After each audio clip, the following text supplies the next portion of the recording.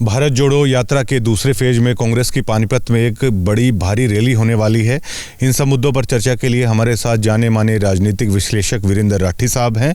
उनसे जानने की कोशिश करेंगे, क्योंकि दीपेंद्र सिंह हुड्डा और खासतौर से भूपेंद्र सिंह हुड्डा की तरफ से भी काफ़ी सारा जोर है रैली को लेकर लगाया जा रहा है। न केवल पूरे हरियाणा प्रदेश में घूम घूम के, बल्कि अभी दीपेंद्र सिंह हुड्डा जज्जर में भी आए हुए थे। तो पर्सनली हर एक व्यक्ति को ये कहा जा रहा है कि रैली में ज़्यादा से ज़्यादा भागीदारी दिखानी है, क्योंकि ये रैली कहीं ना कहीं आपकी मजबूती तय करेगी चंडीगढ़ में जो आने वाला चुनाव है। इन तमाम मुद्दों को लेकर राठी साहब हमारे साथ हैं, उनसे जानने की कोशिश करते हैं। राठी साहब, सबसे पहला सवाल तो ये है कि रैली को लेकर इतनी जोरदार तैयारियां आखिरकार क्यों की जा रही हैं, और क्या ये रैली 2024 के चुनाव परिणाम कहीं ना कहीं उस ताकत को दिखाने का है, वो काम करने वाली है? सर्वप्रथम तो मैं आपका और आपकी टीम का धन्यवाद करता हूं और आपके दर्शकों को नमस्कार करता हूं। जहां तक आपने रैली के सिलसिले में बात की है, जो 6 तारीख की कांग्रेस की रैली पानीपत के अंदर रखी गई है, ये एक तरह का जो चुनाव के समय राजनीतिक पार्टियां जो रैली करती हैं कि जिसकी दमदार रैली होगी कि सत्ता उसी पार्टी को लोग चुनने का काम करते हैं। तो जैसे जेजेपी की भी जो अतीत में रैली हुई है, तो रैली भी सफलतम रैलियों में एक थी।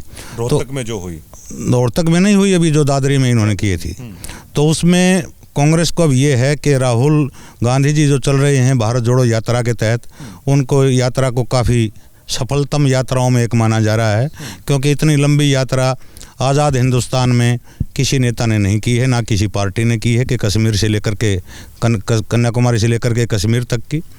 तो अभी जोश भी है कांग्रेस कार्यकर्ताओं के अंदर, और कांग्रेस इस चीज़ को बनाना चाहती है कि इस मौके पर एक छक्का लगा दिया जाए, कि रैली इतनी ज़बरदस्त कर दी जाए ताकि आने वाले चुनाव में हरियाणा प्रदेश की जनता ये सोचने पर मजबूर हो जाए कि भाजपा का विकल्प अगर प्रदेश के अंदर है तो केवल कांग्रेस पार्टी ही है। इसलिए कांग्रेस पार्टी पूरे दमखम के साथ इस रैली को करने का अपना सपना संजोए बैठी है।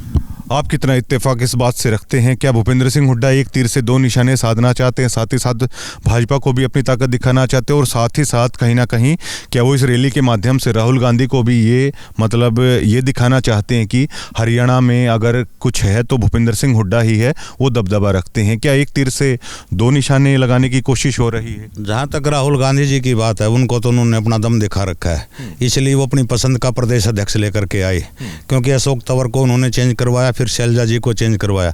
तो राहुल गांधी के दरबार में तो हुड्डा साहब की ताकत पहले से ही हम मानते हैं कि ज़्यादा मजबूती के साथ वो वहाँ पे खड़े हैं। जहाँ तक भारतीय जनता पार्टी को ताकत दिखाने की बात है, इसमें तो कोई दो राय है ही नहीं। जब चुनाव नज़दीक आ रहा है, मेंबर पार्लियामेंट का चुनाव तो समझो आप 1.5 साल का समय बचा है, उसके तुरंत 6 महीने के बाद विधानसभा का चुनाव है, तो हो सकता है पार्लियामेंट के चुनाव के साथ भी प्रदेश की भाजपा सरकार जो है विधानसभा का चुनाव करा दे।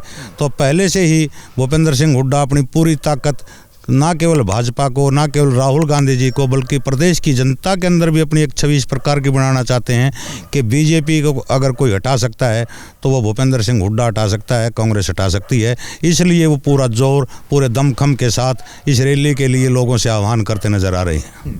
क्या पहली बार आप मानते हैं इस बात को कि पहली बार ऐसा हो रहा है? क्योंकि पहले अक्सर कहा जाता था कि राहुल गांधी को अगर हरियाणा में ना लाएं तो ही अच्छा है, लेकिन अब की बार खासतौर से उत्साह देखा जा रहा है। तो क्या ये राहुल की बदलती छवि का ही परिणाम है? निश्चित रूप से है।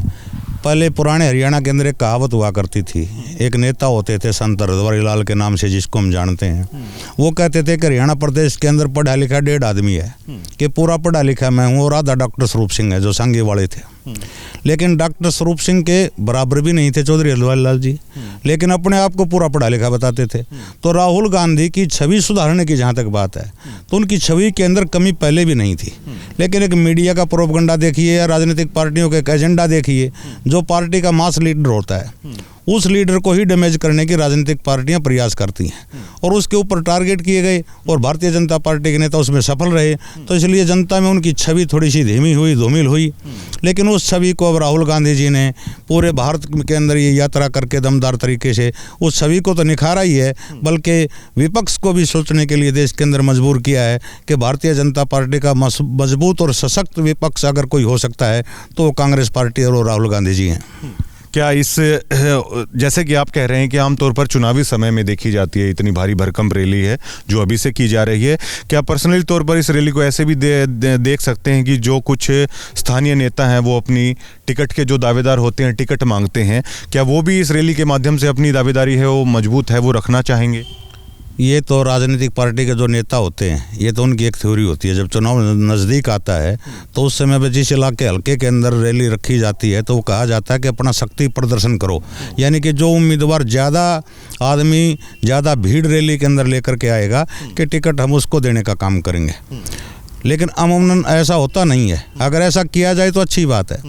तो उसी प्रकार का दाव जो है अभी कांग्रेस पार्टी ने खेला है। उन्होंने एक अलग से अपना व्हाट्सएप नंबर भी दिया है। दीपेंद्र हुड्डा जी भी हमें अपील करते नजर आए, और भूपेंद्र हुड्डा जी की भी पुंडरी की साइड कोई उनका नेता है पार्टी का, उन्होंने कोई प्रोग्राम किया था, उन्होंने भी ज़्यादा भीड़ जोड़ रखी थी। तो हुड्डा साहब ने कहना वहाँ भी पड़ा कि भाई मैं जो जीतने वाला कैंडिडेट होगा टिकट मैं उसको दूंगा, वो गलती मैं नहीं करूंगा कि सत्ता जो आती है वो विधायकों से आती है और विधायक जिस पार्टी के जीत करके आएंगे उसी की सरकार बनेगी, तो मैं जीतने वालों को बर्दाव लगाऊंगा। और ऐसा अगर सारी पार्टियां करने लग जाएं तो चुनाव काफ़ी रोचक होगा। लेकिन मुझे लगता नहीं कि स्टैंड के ऊपर पार्टियां खरी उतरती हैं। 60 से 65 आदमियों के नाम तो मैं कांग्रेस पार्टी के आज आपको बता सकता हूं कि किस हल्के से किस आदमी ने चुनाव लड़ना है। 40 से 50 नाम आपको भारतीय जनता पार्टी की तरफ से बता सकता हूँ कि किस हल्के से किस आदमी ने चुनाव लड़ना है। तो ये तो कहने की बातें होती हैं जी। अच्छा, क्या रिकॉर्ड तोड़ रैली होने वाली है, और रैली होने वाली है तो क्या 2024 में मजबूती के साथ इस रैली के बाद जा पाएगी कांग्रेस? रिकॉर्ड तो रैली के बारे में नहीं कह सकते कि हिंदुस्तान में रैलियों का कोई पैमाना नहीं रहा। जो पार्टी रैली करती है वो कहती है कि हमने अपना पिछला रिकॉर्ड सब में तोड़ा है। चाहे आप इनेलो की कोई रैली देख लो, जेजेपी की देख लो, कांग्रेस की देख लो, बीजेपी की देख लो। हिंदुस्तान के अंदर जो आज तक सबसे बड़ी रैली मानी गई है वो चौधरी चरण सिंह जी की रैली हुई थी। उनके जन्मदिन के ऊपर किसान दिवस के रूप में इंडिया गेट के ऊपर उनका जो जन्मदिन मनाया गया था कि उस रैली को हिंदुस्तान की सबसे बड़ी रैली के रूप में माना जाता रहा है।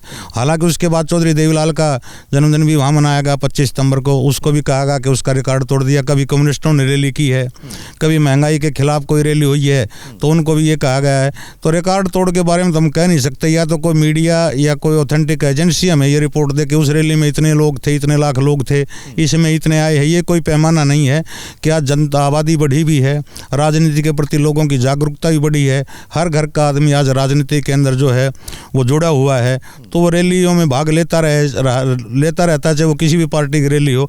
लेकिन एक सफल रैली होने का अनुमान जरूर है प्रदेश की जनता को और देश की जनता को कि हरियाणा में जो पानीपत में 6 तारीख की कांग्रेस की रैली राहुल जी की होगी कि वो सफलतम रैलियों में से एक होगी। क्या गुटबाजी भी देखने को मिल सकती है? गुटबाजी कांग्रेस में है, लेकिन जब पार्टी के अंदर उठान आता है, जब पार्टी ऊपर की तरफ चढ़ती है, उसका ग्राफ बढ़ता है, तो गुटबाजी अपने आप खत्म हो जाती है। रैली के दौरान देखने को मिलेगी? रैली के दौरान देखने की गुंजाइश नहीं है, क्योंकि एक ताकतवर नेता के रूप में भूपेंद्र हुड्डा जी अपना प्रदेश अध्यक्ष जो बनवा करके लाए हैं, उस हिसाब से जैसे किरण चौधरी जी पीछे नाराज़ थी, वो भी अब कहीं न कहीं उनके शौर भी धीमे हैं। रणदीप सुरजेवाला भी साइलेंट हैं। कुमारी शैलजा जी भी जो रैली के लिए बड़ा जोर लगा रही हैं मीटिंग लेकर के, वो तो बल्कि यहाँ तक बता रही हैं लोगों को कि आपने किस किस की जय जयकार करनी है और किसके पक्ष में क्या क्या नारे बोलने हैं। तो गाइडलाइन ऊपर से बिल्कुल साफ है कि गुटबाजी वहाँ जनता के बीच में मीडिया के सामने प्रदर्शित ना हो। लेकिन कहा नहीं जा सकता।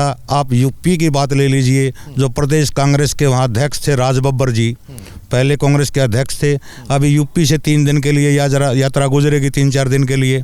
तो उसमें जो कोर कमेटी बनाई गई थी, उस कमेटी के अंदर राज बब्बर जी का सुना है कि नाम ही नहीं है। वो नाराज़ होकर के अपनी कोई किसी फिल्म की शूटिंग के लिए हिमाचल की तरफ निकल गए हैं।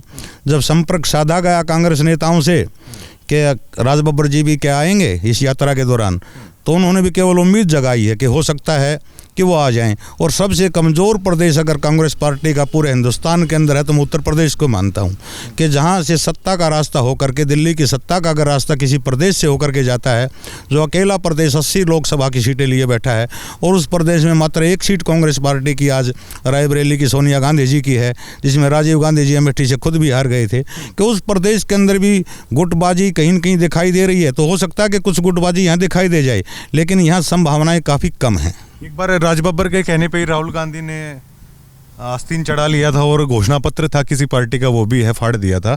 तो हो सकता है राज बब्बर जी से वैसे उस बात को लेकर नाराज हो। अच्छा राठी साहब, अगर अब स्थानीय बात कर ली जाए, वाइस चेयरमैन के चुनाव हुए, चेयरमैन के जो चुनाव हुए, कांग्रेस क्यों नहीं खड़ी नजर आई? देखो, ये जो चुनाव हुए हैं, एक तो ये 2 साल लेट चुनाव थे।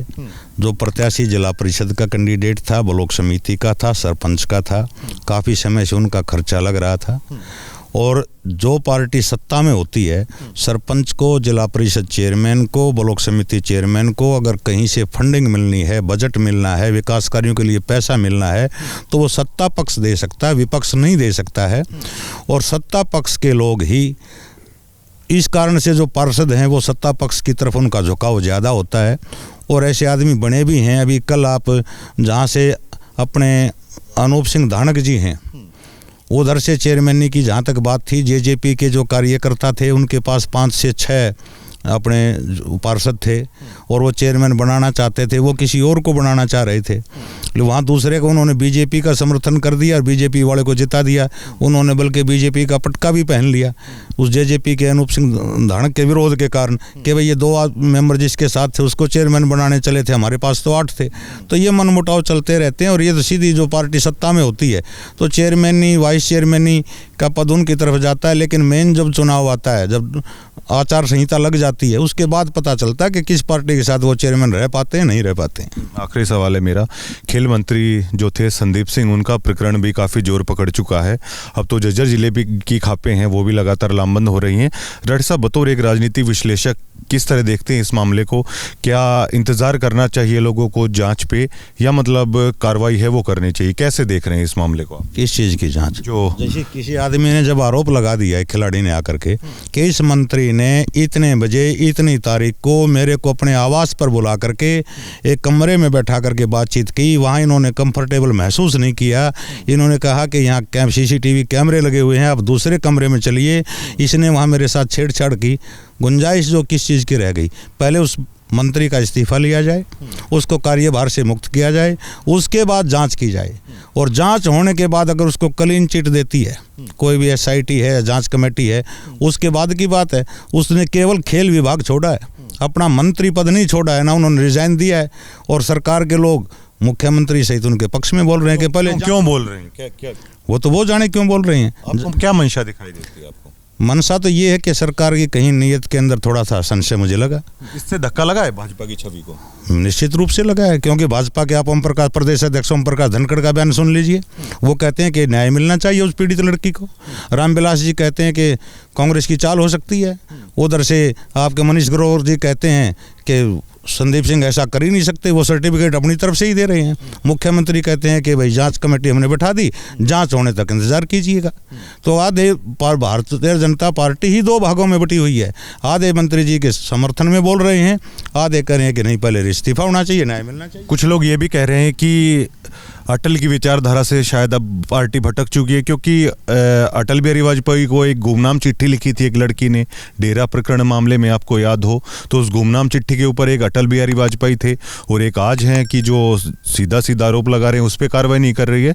तो अब क्या पार्टी अपनी विचारधारा से ही कहीं हटके चल रही है? देखो, जो पुराने नेता थे उनका तो सम्मान से जैसे सारी जनता नाम लेती है, लेकिन उनके आदर्शों पे चलती नहीं। हम बार बार रामायण का जिक्र करते हैं, हम रामायण को तो मानते हैं, रामायण के अंदर जो लिखी हुई बातें हैं उनको नहीं मानते। हम जो है गीता को तो मानते हैं, जो गीता के अंदर लिखा हुआ है ना, उस अर्थ को निकाल करके उस अर्थ को हम स्वीकार नहीं करते। हम अटल जी की चर्चा तो कर लेते हैं, लेकिन अटल जी के जो सिद्धांत थे, जो आदर्श थे, उनको कौन आदमी फॉलो करता है? तो उनकी तो कहानी कहाँ थी जब आडवाणी जी रथ यात्रा लेकर के चले थे मंदिर निर्माण के लिए, तो अटल जी ने आडवाणी जी को कहा था कि आडवाणी जी आप रथ पे सवार होकर जा तो रहे हो, ये ध्यान रखना आप अयोध्या जा रहे हो, लंका नहीं जा रहे हो। यानी कि मर्यादाओं में रह करके आपने बात करनी है। तो इस ऐसे संदेश वो अपनी वाणी से देते थे।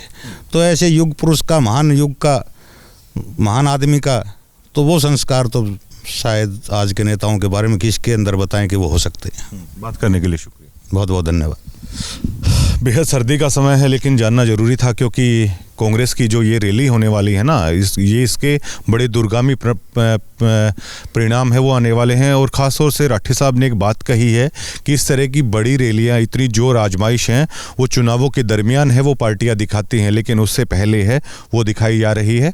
और खास तौर से ये भी मानते हैं कि राहुल गांधी जिस यात्रा को लेकर निकले हैं उससे पार्टी का ग्राफ भी बढ़ा है।